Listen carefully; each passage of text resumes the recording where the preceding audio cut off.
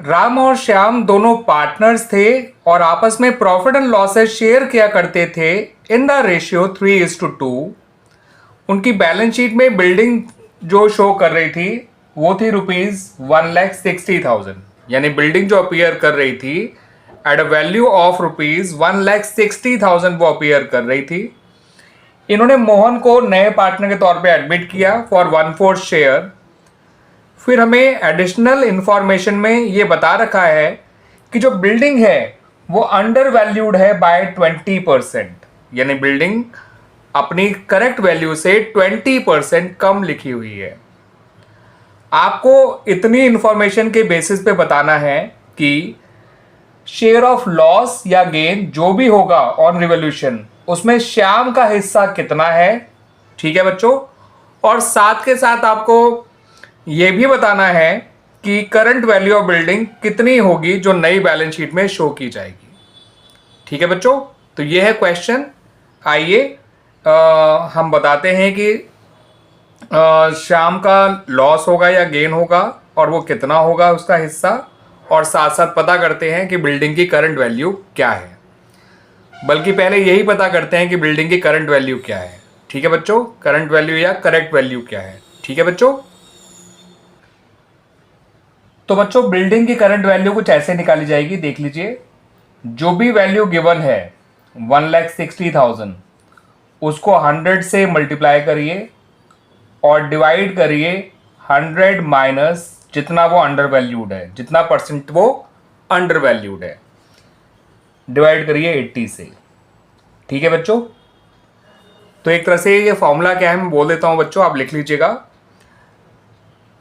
Current value या correct value is equal to given value into 100 upon 100 minus under valued percentage. Given value into 100 upon 100 minus under valued percentage. इससे इसकी correct value या current value निकल के आ जाएगी ₹2 लाख। ठीक है बच्चों, अब बुक्स में जो वैल्यू अपीयर कर रही थी वो थी 160, करेक्ट वैल्यू है ₹2 लाख।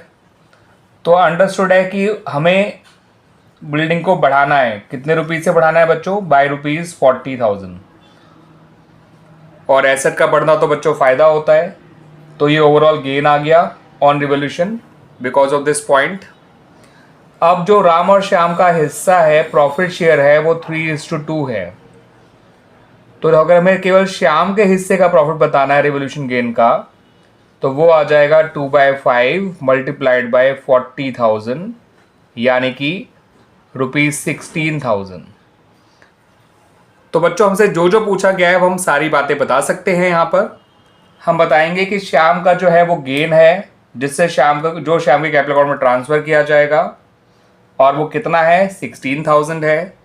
और जो उसकी करंट वैल्यू है बिल्डिंग की वो है ₹2 लाख।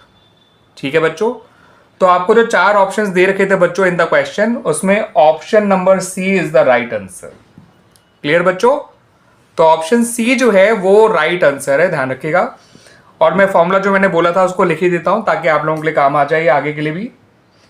करंट वैल्यू निकालने के लिए आपको गिवन वैल्यू को मल्टीप्लाई करना है 100 से और डिवाइड करना है 100 माइनस अंडर वैल्यूड परसेंटेज से। ठीक है, अगर ओवर वैल्यूड होता क्वेश्चन में तो हम फॉर्मूला कुछ ऐसा यूज करते, current value is equal to given value into 100 upon 100 plus over valued percentage. तो ये तो अंडर वैल्यूड था, लेकिन अगर क्वेश्चन में ओवर वैल्यूड भी आ जाए तो आप ये वाला फॉर्मूला यूज करके करंट वैल्यू पता कर लेंगे। ठीक है बच्चों, और जब करंट वैल्यू पता कर लेंगे तो आप बता देंगे बच्चों कि आसानी से करंट वैल्यू को बुक वैल्यू से कंपेयर करके कि आपको फायदा हो रहा है या नुकसान हो रहा है। और जो भी फायदा या नुकसान होता है वो ओल्ड रेशियो में ही डिस्ट्रीब्यूट किया जाता है ऑफ द पार्टनर्स। ये बात भी ध्यान रखिएगा बच्चों। क्लियर बच्चों।